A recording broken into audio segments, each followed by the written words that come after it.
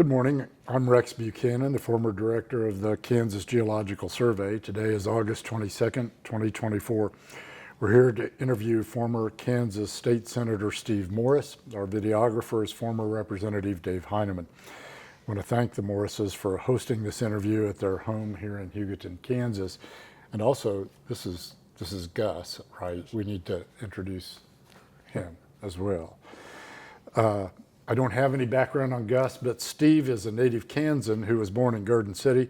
He and his wife Barbara are residents of Hugoton, where Steve attended and graduated from Hugoton High School in 1964. He went on to attend Kansas State University, graduating in 1969. Steve served as an active duty pilot in the United States Air Force from 1969 to 74, after which he moved into reserve duty until 1991. He served on the Hugoton Board of Education from 1977 to 93 and the K-State Alumni Association Board from 85 to 1991, where he was president from 1989 to 1991. Steve also represented the 39th State Senate District from 1993 to 2013. While in the Senate, he served as president of that chamber from 2005 to 2013. Additionally, Steve assumed leadership roles at the national level, serving on the executive board of the National Council of State Governments from 1997 to 2013, and as president of the National Conference of State Legislators in 2011 through 2012. This interview is part of the Kansas Oral History Project's series examining the development of public policy at the nexus of energy and the environment during the late 20th and early 21st centuries. In these interviews, we explore those policies through the eyes of experts, executives, administrators, legislators, environmentalists, and others. The Kansas Oral History Project is a nonprofit corporation that collects and preserves oral history of Kansans. The project is supported by donations from generous individuals and grants from Evergy and ITC Great Plains.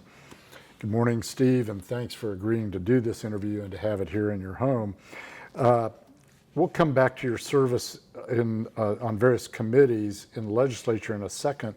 I want to start off a little bit with your background out here, because I think it connects directly to what we want to talk about in terms of energy and environmental issues. It says that you were born in Garden City, but you grew up in Hugoton.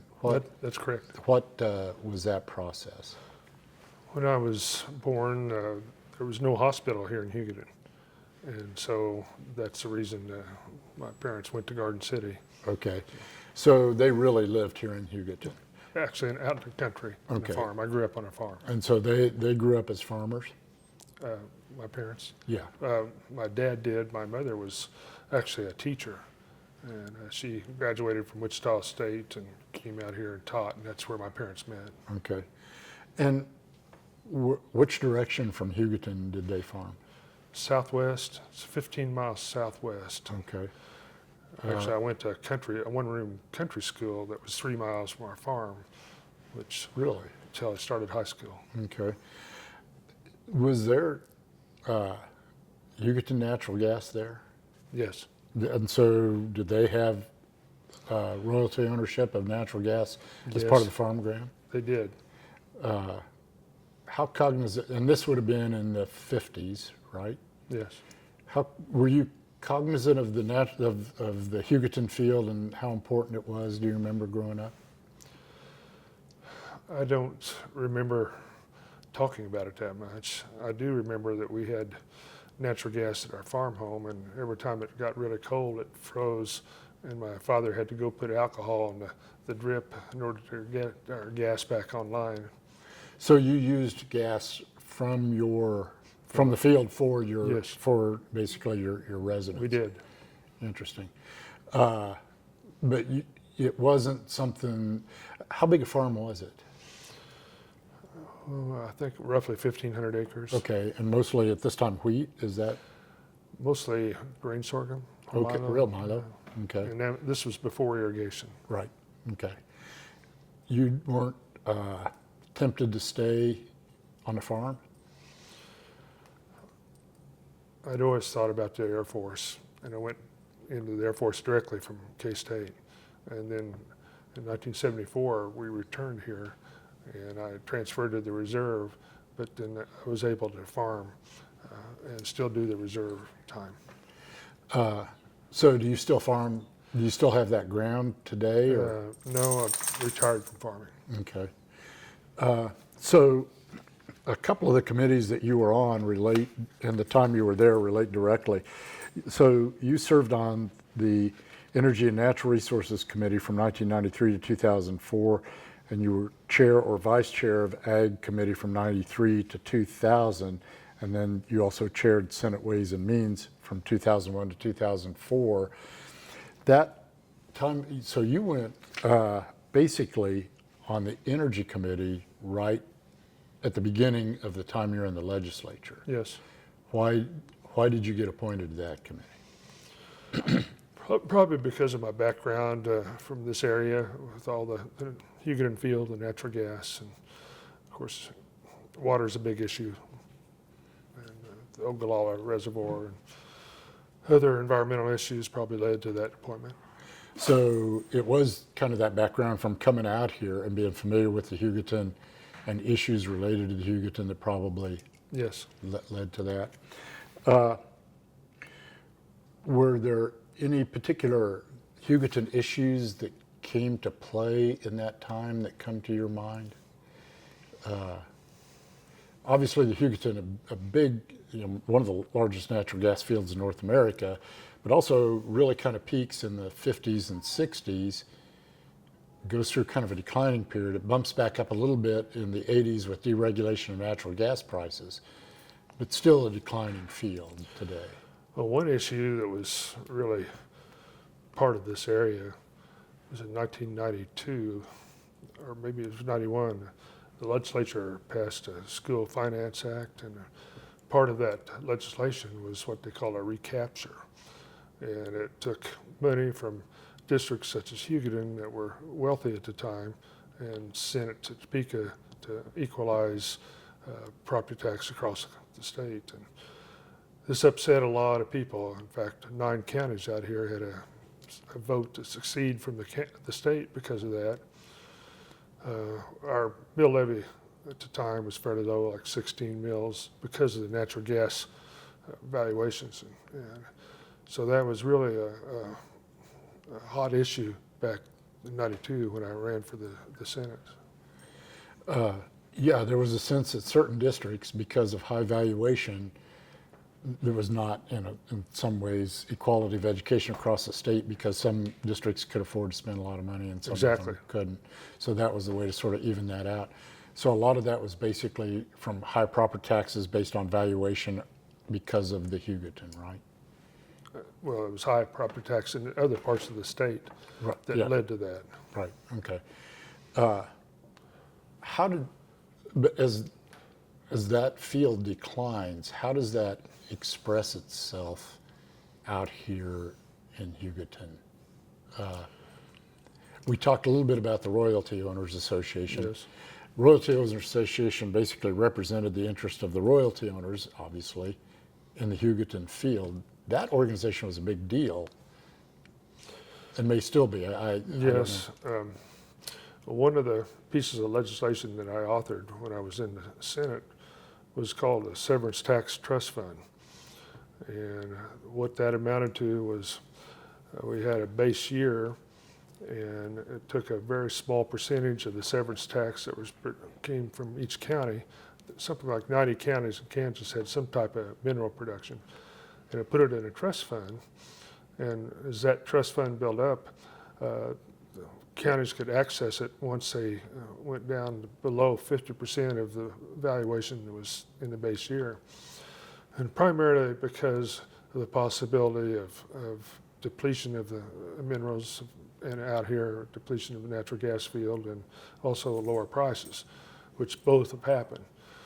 But that worked really well until I left the Senate, and the person that replaced me, Larry Powell, introduced a bill to take all that money from the counties and do away with that procedure, which was very counterproductive for this area. He was actually from Garden City. And anyway, they didn't take the money away, but they stopped the procedure.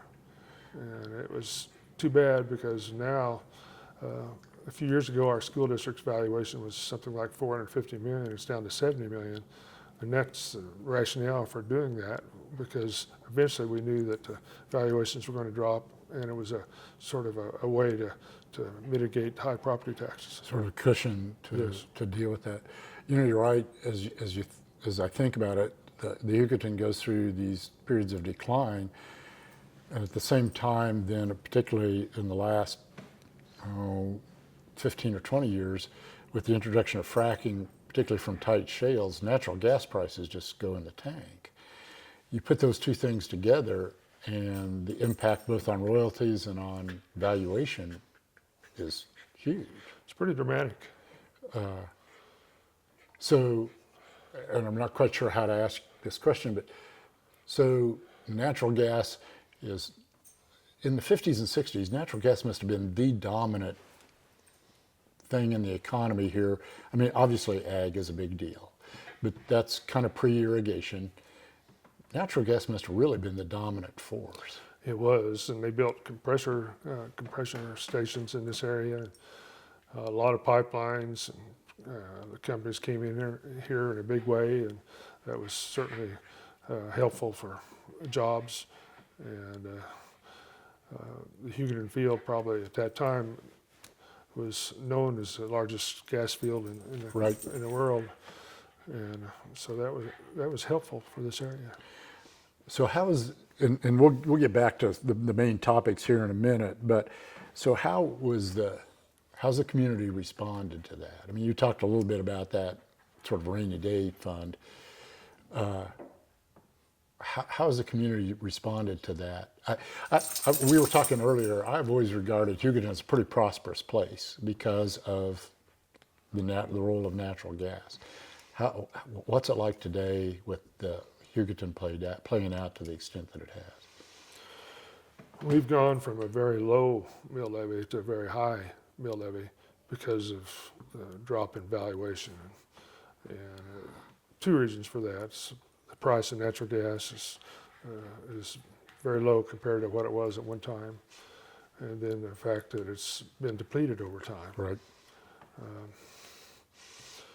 But it's still viable, and I haven't seen any evidence of new wells being drilled in this area lately, but occasionally you'll see a workover rig that is trying to fix a well that's not working properly.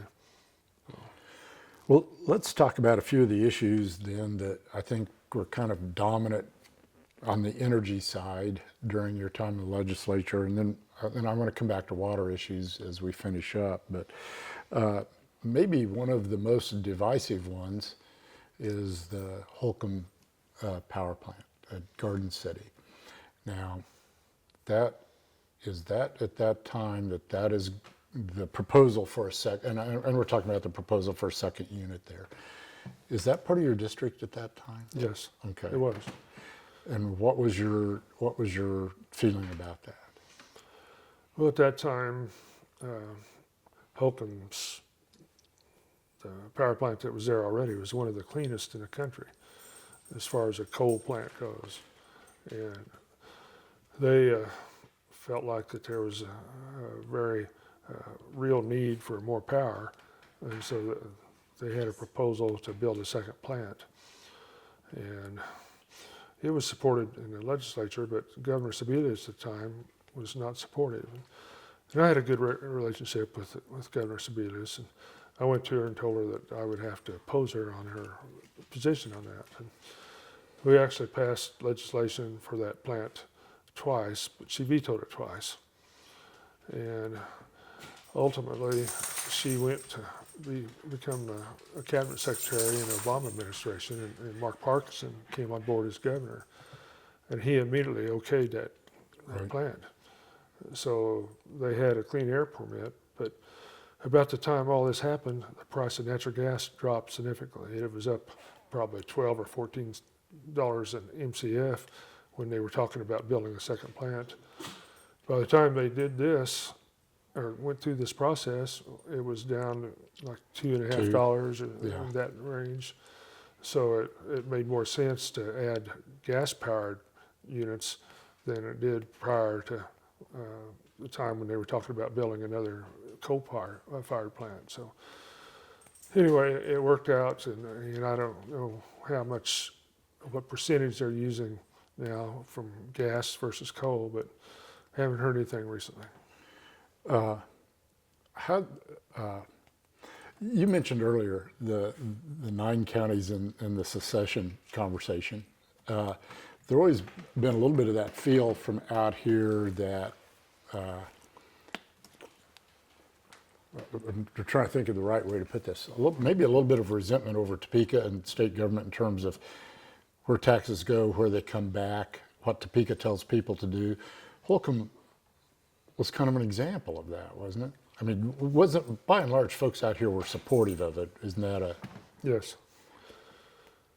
In fact, the majority of the legislature was supportive of it. I think the resentment really took hold when the legislation was passed that did the recapture on the school finance, and where we were sending actually more money to Topeka than what the budget was for our current school district at the time. Really? So, How much is that attitude still present today? I don't hear much like that anymore. Really? You know, it's actually when Governor Graves was elected, I had a visit with him about that recapture, and we ended up coming to an agreement to reduce the statewide mill levy to 20, which is, well, I think it might have been changed this last session, but it was that way for a long time. And I think that settled things down because our valuation dropped some, and so that was about what our mill levy was 20 without, So looking back on the Holcomb thing from the perspective of today, and again, you know, I mentioned fracking in terms of driving natural gas prices down. In some respects, fracking is partly responsible for the availability of natural gas for that power plant in Holcomb as opposed to going to coal. Yes, fracking actually started here in the 40s. Right, late 40s. I remember Halliburton doing some of the wells that were on my father's land Really? back in the 50s, and a bunch of trucks would go into the well and leave deep ruts, and they had to compensate my Right. father for all the damage done by those trucks.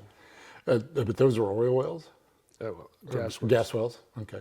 Yeah, I think the literature I've seen talks about really the first time in the late 40s in Grant County around Ulysses somewhere, but it would have been real common in the 50s.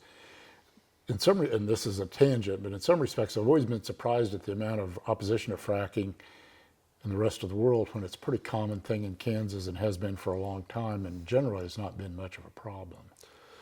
You know, I agree. I never saw it as a problem, and I didn't really understand the opposition. Yeah, I think a lot of the opposition came from places that hadn't seen it before, and it was at shallower depths, and there were problems, but those kinds of things had never occurred out here. So as you look back on the whole Holcomb thing today, would you, with the perspective of, and obviously it's a very different situation, was the governor wrong? Was Sebelius wrong? Was Parkinson? How do you feel about how it's all played out in retrospect? Did we get it right in the long term, sort of by accident? What are your thoughts? I think we got it right by accident. But if the prices of natural gas had stayed high, it would have been the wrong decision not to build it. I think it would have been much better off for everybody if the second plant had been built, if natural gas prices had stayed where they were at the time. So in some respects, it's a case of, as looking back, of events that really nobody saw coming. Is that True, yes. I talk about the way fracking revolutionized natural gas production, and I come out of that community, and nobody saw that coming. And today, the U.S. leads the world in oil production. Nobody would have seen that coming 20 or 30 years ago. Actually, fracking was a concern when irrigation came along, when these companies would go into fracking a well that was close to an irrigation well, and people were concerned that that might affect the irrigation well. But I'm not aware of any damage because of that. Usually the depths that the frac jobs are at are so much greater than Yes. the relatively shallow groundwater production that there just really hasn't been much of an issue. Let's talk about another situation that I've always been sort of interested in, and that is this relates directly to Hugoton, the town, which is the cellulosic ethanol plant out west of town. Were you involved in that process of bringing that here in any way? Somewhat. When they decided to build that plant, there were several locations that were considered, and I helped, and I don't remember who I worked with, but maybe Commerce or another agency, but we ended up getting them to build a plant here, which was a big deal. And Abengoa was the company that built this, and they were a strong Spanish company with maybe 80% of the power in Spain was generated by Abengoa. So we were pleased to have a company like that come in, and they spent $700 million building the cellulosic plant. And for people that don't know about cellulosic, that is a form of ethanol developed by processing foliage like corn stalks, milo stalks, wheat stubble, and other forms of foliage like that. And they spent several years building the plant, and about the time they were really ready to start production, they ended up going bankrupt. So that was a blow for everyone. And eventually, another company bought it in a bankruptcy settlement, and they didn't do anything with it. And then ultimately, Seaboard Corporation bought it, and they have actually turned the plant into a biodiesel plant. And it's taken them a few years to get to that point, but I think that they're actually producing biodiesel now. And it's certainly nice to have them doing that with about 70 employees, full-time employees. There's still pockets of foliage sitting around that they bought that has been sort of rotting over the last several years. I have seen that when I've been out measuring water levels. They were looking at all sorts of feedstock. Yes. Switchgrass was one that I remember Yes. would come up all the time. People baled that. They made basically stacks of those bales out along the roads, and then when the plant went under, those just sat there, Yes. and they're still there. Well, some are, right? Yeah. Some have been maybe sold to feed jars, or Right. the fire destroyed some, and it just. That also got a fair amount of U.S. Department of Energy funding, right? Yes. Were you involved? So were you involved in these processes much, or? Not in that part of it. Was it, that was really going to be a big economic impact had that worked, because they were talking about bringing in feedstock from a really large radius around the Yes. plant. And they'd started that process Right. before that bankruptcy came along. And I don't know whether there's other plants around the country that are doing that, but it was one of the few at the time. You know, that's a good question. I don't know either. There are obviously biofuels plants, but I don't know that any. Part of it is just the amount of energy it takes to create the feedstock and haul the feedstock to the location. And this is not a real energy-rich feedstock. That's right. The physics are a struggle, and it was just interesting to watch from a distance to see if it was going to work or not. Yes. And in the long run, it didn't, as far as cellulosic was concerned. Yeah. That's right. And I just assumed after that plant went out that maybe the interest in doing ethanol that way sort of died down. Yeah, I always assumed it would turn into kind of a traditional ethanol plant. It doesn't quite do that, but biodiesel is somewhat of a similar thing. in addition to being, any other issues that come to your mind in terms of your time when you're on the Energy Committee? Montezuma, I don't know whether it was the first wind farm in the country, but it was one of the first. It was definitely the first in Kansas. Yes, and Florida Power and Light built that Right. facility, and it's still going strong. The units there are actually smaller than the Right. newer ones. I think they're smaller than the ones around Spearville, and so that was a pretty strong issue back in the mid-90s when it was built. And how did wind power, how did that manifest itself to your community? Were there questions about taxation and tax breaks, or regulation? Do you remember what came forward? Well, it didn't really affect my home community, but it certainly would have affected Gray County, where Montezuma is. And I don't know for sure, but I think maybe they paid, in lieu of property tax, they had a payment that they paid to the school district and the county. I think that was typical for a lot of those wind farms around the country. Right, it was almost like a voluntary tax Yes, that right. they would come back and contribute to the community. Yes. And really, in a lot of respects, those things have kind of changed the landscape of Kansas, because there's so many of them, and That's right. and Some people are against it because they don't like the landscape, but I think it helps our landscape. out in this part of the world, I would probably, obviously there was disagreement about whether or not they should be in the Flint Hills.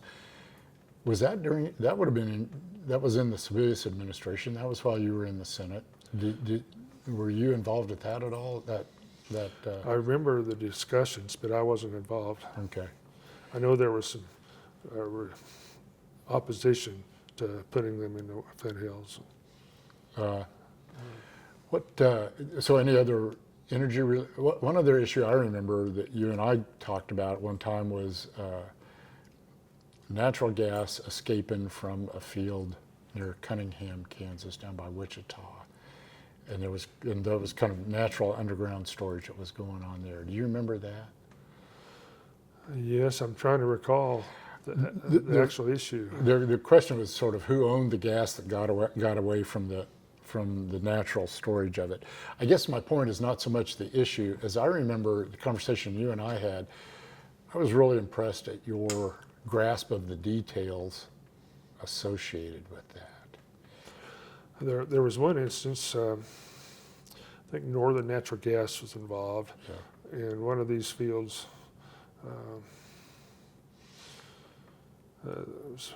Property tax was an issue, and they didn't think they should have to pay property tax on that gas that was stored in the. Yeah. And so I think that was maybe part of the issue. And I remember one time that CEO of Northern Natural Gas came to my office, and he was going to tell me sort of how I eat the cabbage, but it didn't work out that way. I remember a couple of hearings that were a little contentious that way about folks coming in. What about water issues during your time? Because I mean, this landscape has changed completely. You know, you were talking about growing up on a farm. It would have been completely dry land farming, right? Yes. Did your father eventually begin to do irrigation? Well, he didn't, but when I returned from active duty, my brother and I started irrigating on his land and land that we rented. I think the late 60s is when the irrigation boom started. And actually my father and my grandfather had a farm in Grant County that they started irrigating right after World War II. It was flood irrigation back then. So they had one of the first water permits in the state to do that. But it's the irrigation is still sort of the lifeblood of agriculture out here. And there's been a lot of discussion about the Ogallala Reservoir and the depletion of the reservoir. And different scenarios have been proposed to deal with it. But it's very hard to try to come up with a policy that fits everybody. We have what's called a groundwater management district out here. People that are on the board on the north part of the district are somewhat jealous of the people that are on the board from the southern part of the district. And The reason for that is that southern Stevens and southern Morton and southern Seward County have really good high capacity irrigation wells. And if further north you go, the smaller the wells are and the more depletion that's taking place. And there's been proposals to, and I don't know about the percentage, but say reduce your take by 25%. Right. The other people in these wells that have already been depleted, that doesn't hurt them because they're already at that level, but it would really damage the people that have the better wells that will probably never go dry. The economics of irrigation determine the use of those wells eventually, but they're like 3,000 gallon wells or more that they would run maybe 2 or 3 sprinklers, and to take 25% for them, for instance, would be sort of devastating. So one size fits all is not a viable process, and I almost think that you almost have to have a separate policy for each well, which would be very time consuming. But it's an issue that's still there, and I know that the legislature is dealing with it, and the governor's dealt with it. I think she has a task force on water, and I don't know what the answer is, but it's certainly still an issue. So those those are center pivots that you and your brother installed? Yes. Did you go to corn at that point? Yes. Okay. Are those, any idea, are those wells still in operation? Do you have any idea? Yeah, the wells we had, yes. Still. And we were fortunate. They were some of the big wells. You know, a lot of people have this idea the Ogallala is like this big underground bathtub, but it's highly variable from place to place. It is.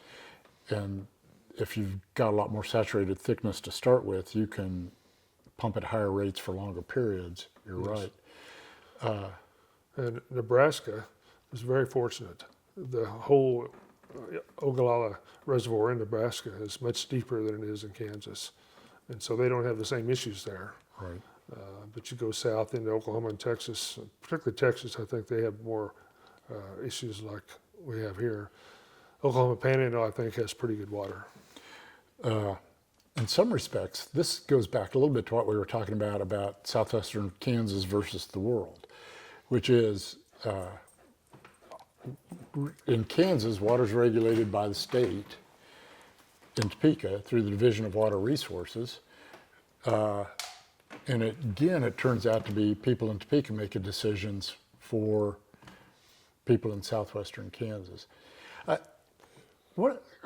This landscape must look completely different to you in a lot of respects than it did when you were a kid growing up. Do you think about that? Yes. Talk a little bit about that.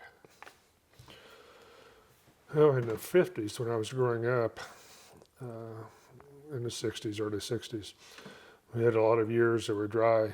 You know, the mid 50s, I think, were probably not quite as dry as the 30s, but they were dry, and we had dust storms.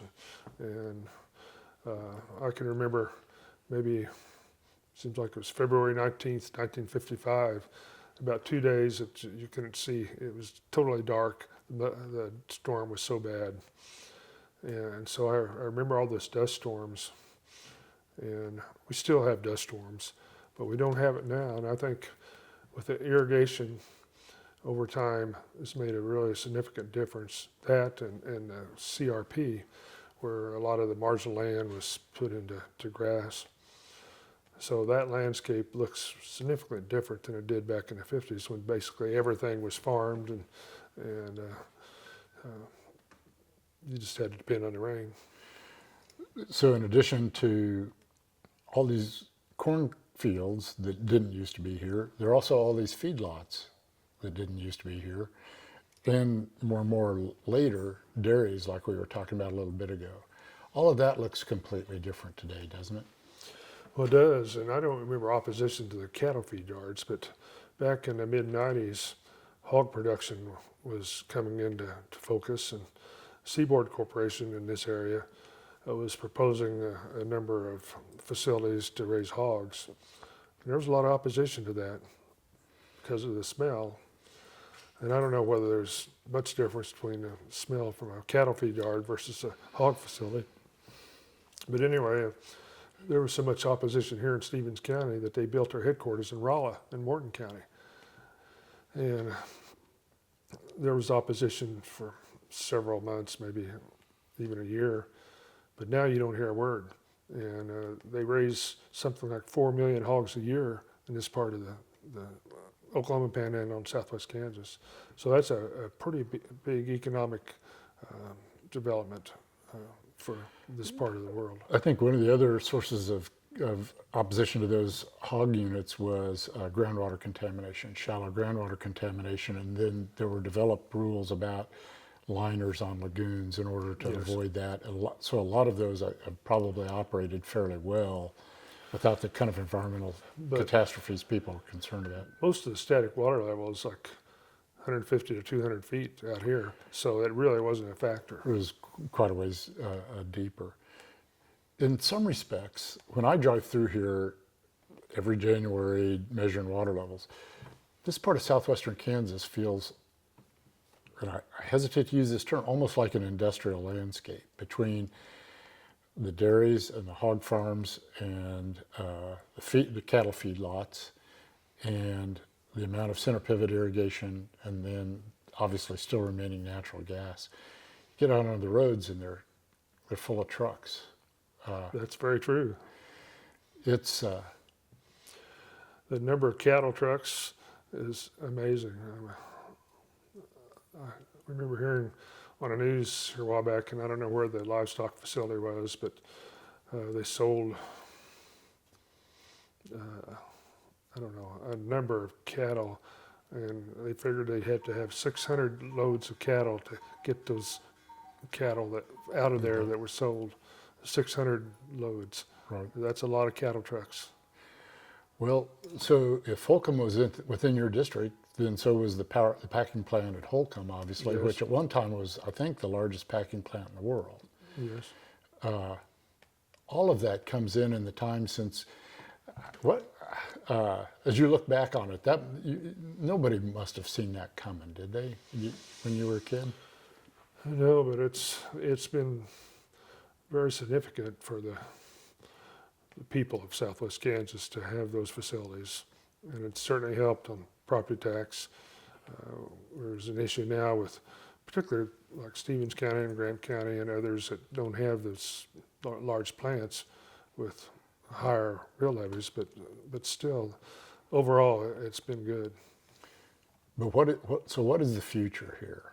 I mean, you've sort of lived through the time of natural gas peaking and then going down the other side. In some respects, that economy has been replaced by water economy with corn and feedlots. With depletion of the Ogallala, what's the future of communities out here, do you think? Well, you and I were talking earlier about the dairy plant. Excuse me, the dairy plant that went bankrupt here. And our economic development director has been talking to people in California about trying to buy that, but there's an issue with having enough water. The way that plant operated, they used recycled water, and they didn't have to have a lot of water from the reservoir. But I guess that anybody that's buying it now is going to need more water, so that's an issue, and they've been trying to maybe talk to some irrigators about buying water rights and that kind of thing. But to answer your question, I think the dairies and the dairy plants are going to be huge for this area. There's a new one going in Dodge City. Maybe you saw that coming out here. And I don't know how it compares to this one in Hugoton, but judging by the number of workers that you see, the number of cars that are sitting there, it must be very good sized. And there's one in Garden City that's operating. Right. And so I see more and more dairies in this area. A lot of companies in California and other states like the environmental regulations here better than they do in some of those other states. So that's one reason why you see some of that development going on here. What is the future for communities like Hugoton, do you think? I mean, obviously, you grew up here. You, in effect, made your life here. How is the community held up demographically, and where is it headed? In 1990, the Hispanic population was probably 5% here. It's like 55 to 60% in these towns now, which is very significant. Our high school is a 4A high school. We would probably be a 1A high school if it wasn't for the Hispanic population. So that's been a very big development over time to see the Hispanics coming in. And they're interspersed with working at the feed yards and construction and other occupations. And we also have a lot of German Mennonites around here now that didn't used to be here. There's a new church right next door to the hotel where you stayed in last night. That is a Mennonite church that's been built there, and I don't know what the percentage of the population that they make up now, but it's growing, and so I think those populations say that we're going to be viable for a long time. Is it a case of viable in places like here and Liberal and Dodge and Garden, but the smaller outlying communities are going to struggle? Yes, and I think property tax is a big issue. And when you have very high mill levies like we do now, and they keep going up. And we really need help from the legislature on property tax reduction, because I think that's going to really affect these smaller towns. Because if, for instance, Stevens County, our valuation used to be huge, and it keeps dropping. Right. And so people that own houses and small businesses have to take up the slack. So, and that's the case for a number of communities out here. Communities like Garden City are sitting pretty well because they have certainly the Holcomb plant and the packing plant, and they're getting a lot of retail development that's coming in that's really viable, and I think it's exciting for the city of Garden City, and Dodge City to a certain extent, but Garden City is probably growing faster than Dodge City or Liberal. But Liberal's got a packing plant, and so does Dodge City. And so I think with those industries, that those three communities are going to keep doing well. The smaller communities are going to have to figure out ways to deal with issues. So your district, did it include all of Garden City? Yes. So you must have covered a lot of territory during your time out here. It had 7 counties.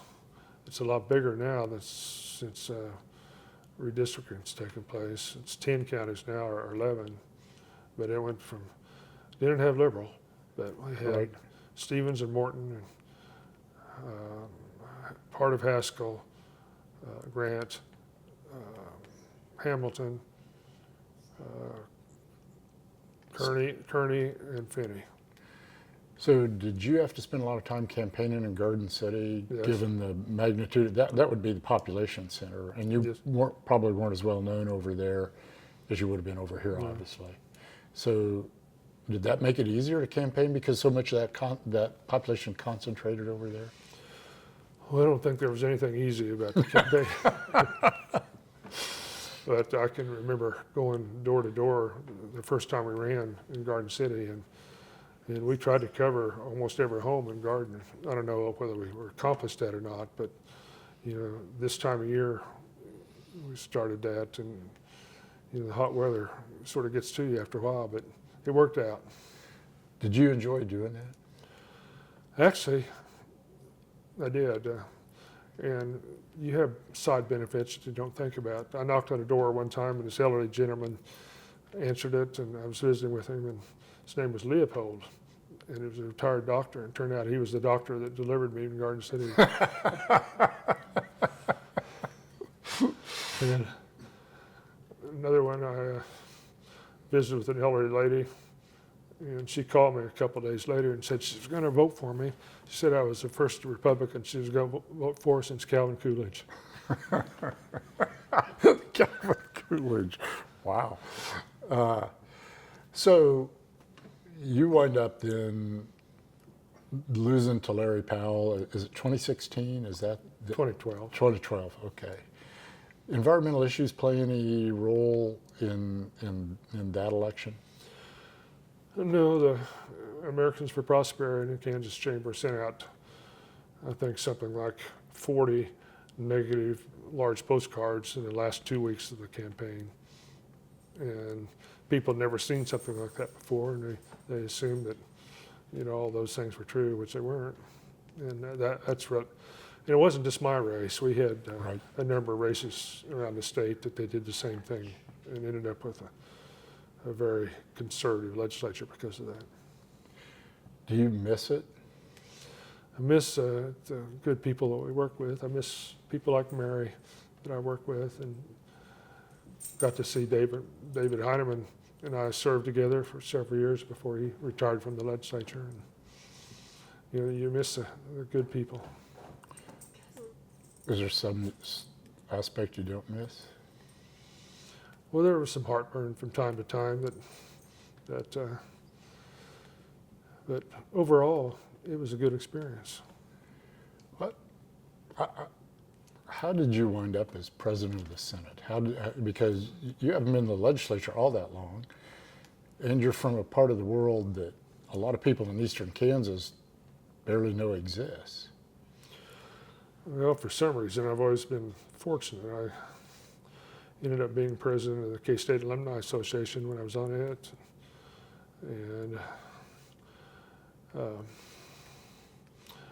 I was active in the Council of State Governments and NCSL, and I ended up being president of NCSL. And I don't know how to explain it, but I just the right place at the right time, I guess, to be able to take advantage of those leadership positions. Well, but it's probably, but it's more than that. Okay, obviously people value sort of you have a fairly staid demeanor, and that inspires certain confidence in people, I think. Don't you think that? I mean, I'm not trying to put you on the spot here, but isn't that some of it? It could be, but being chairman of the Ways and Means Committee, and I was on Ways and Means from the time I entered the legislature, and serving on that committee, you get to be familiar with all the state agencies and how things work. And I think that helped because I had a sort of a overall view of state government, and I think that was a factor also. Were your parents Republicans? My dad was a Democrat and my mother was a Republican. So a split family. How did you decide for you? When Bob Dole ran the first time for Congress, he was in and out of our farm home 2 or 3 times. That certainly affected me. And my mother was the vice chairman of the county party, and I tagged along with her to different events. And sort of a natural progression. But I have to say now that the party's left me, and my wife Barb and I are still registered Republicans. But sometimes we wonder about that. It must be hard to watch, I guess. Yes. Any other things we haven't covered here that, in terms of particularly water and environmental issues and energy issues that come to mind?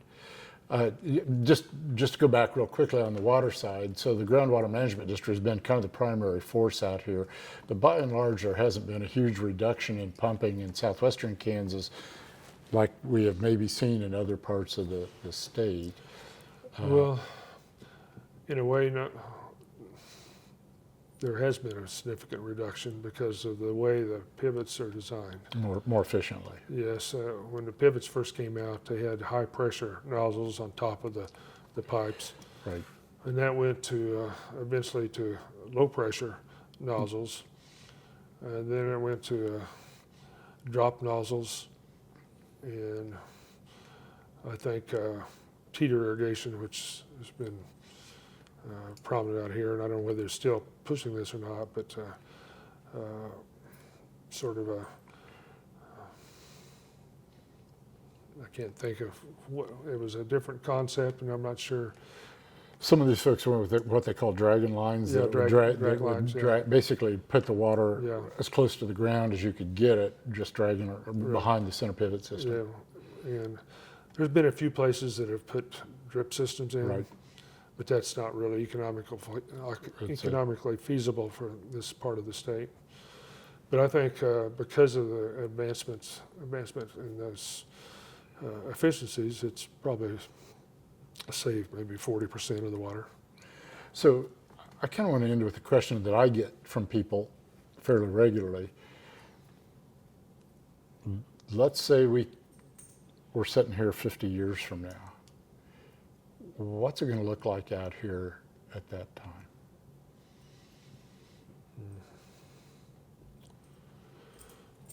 That's a good question. I hadn't really thought about that. Well, we spent a lot of time talking about how, I mean, the landscape has changed a lot in the last 50 years, corn instead of milo.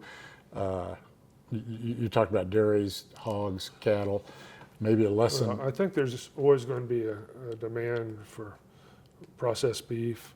So I think those packing plants will be a big part of what's there 50 years from now. And the dairy industry, I see that expanding, not just because of milk, but cheese and other dairy products. So I think that would be something to look forward to in the future. And maybe at some point, people will be less opposed to solar farms and wind energy, things like that. I sense that there's a lot of opposition, particularly in central and eastern Kansas, to solar farms and wind farms. But I think they look at that down the road. So is there much opposition to those nowadays out here? If there is, I haven't heard about it. Okay. I think there's a solar farm in Stanton County right now. Okay. That, I don't know how big it is, but I assume that there will probably be more at some point. To go back to that 50 years from now, do you think, surely there'll be a lot more dryland farming than there is today, don't you think? I mean, there just about has to be. Yes, I don't know whether those wells will be economically viable at that point, or whether the cost to actually pump gas will be worth it. So you may see more grassland and dryland farming, but it's sort of hard to predict. Right. But if that were to be the case, then it's harder to support all the ancillary economic activity in terms of packing plants and everything else that comes along with it. I guess my question is then, demographically, what's the future?